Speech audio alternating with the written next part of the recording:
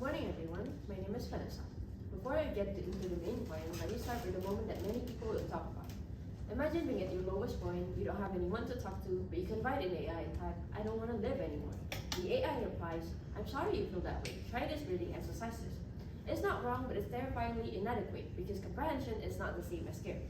In this digital era, the use of AI is increasing, including the new AI intervention that offers mental health care support. However, I believe that AI mental health chatbots should not be integrated into university counseling systems because they lack of genuine empathy, risk of creating emotional dependency, and expose students to significant privacy and ethical concerns. As a psychology student, I understand that mental health should be and must be handled with precision, ethics, and human care. After doing several research, I learned that while AI may offer some assistance, it's not safe to be a primary mental health care tool for students. The study's focus is not on what is convenient, but on what truly ensures the safety of people's minds, emotions, and lives. Solutions may appear modern, but they can actually be unstable, shallow, and potentially harmful. Today, I'll explain that AI cannot replicate therapeutic empathy, how chatbots increase emotional dependence and pose significant ethical risks, why the effectiveness is partial and overstated, and why universities should prioritize strengthening human counseling instead. Let's begin with the foundation of mental health care, which is empathy. Firstly, AI cannot replicate human empathy. Empathy in therapy isn't just saying comforting words. It's the tone, the silence, the micro-expressions, and the perceptiveness of the therapist. AI clearly cannot perceive any of that. A study by Blease et al. In 2020 shows strong concern that AI can only stimulate supportive language without genuine and emotional understanding. Similarly, Blease and Torous in 2023 argue that chatbot responses rely on statistical prediction, not authentic empathy, called a pattern-based illusion of care. Supporting these concerns, Lee et al. In 2023 found that AI-based conversational agents consistently fail to understand effective nuance and contextual meaning. Their meta-analysis shows that even their advanced models lack of the perceptiveness required for genuine therapeutic care. While therapeutic communication depends heavily on nonverbal factors such as tone and body language, then AI begins on unstable ground. But beyond missing empathy, AI also introduces another psychological risk. Secondly, AI chatbots can create emotional dependency. Since chatbots are endlessly available and unfailingly responsive, students may develop patterns of emotional reliance or unhealthy attachment. According to Shen et al. In 2024, users who often attribute human-like emotional depth to chatbots create a false sense of relational safety. While some users report reduced stress, the relief is temporary, surface level, and unrelated to coping development. Additionally, avoidant behavior is known to maintain anxiety and depression.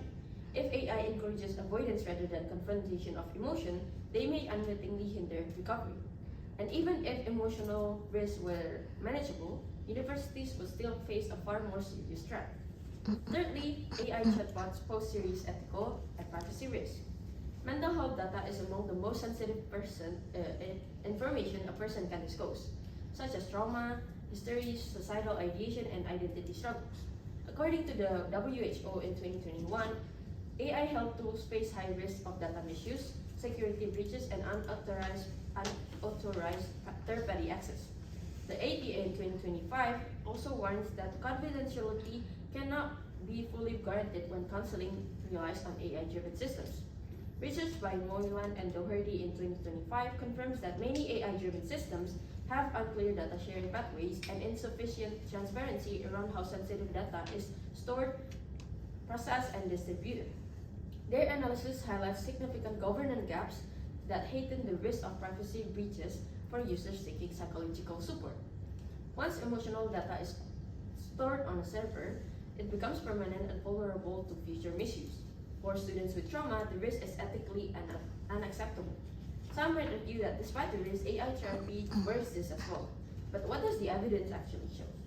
Fourth, the AI effectiveness is limited and overstated. We must start by acknowledging that AI does have limited benefits. Benda et al. In 2024 found that while users appreciate the accessibility of mental health chatbots, the benefits are mostly limited to mild symptoms and short-term stress relief. They emphasize that such tools lack the emotional depth and adaptive reasoning needed for complex or high-risk mental health concerns.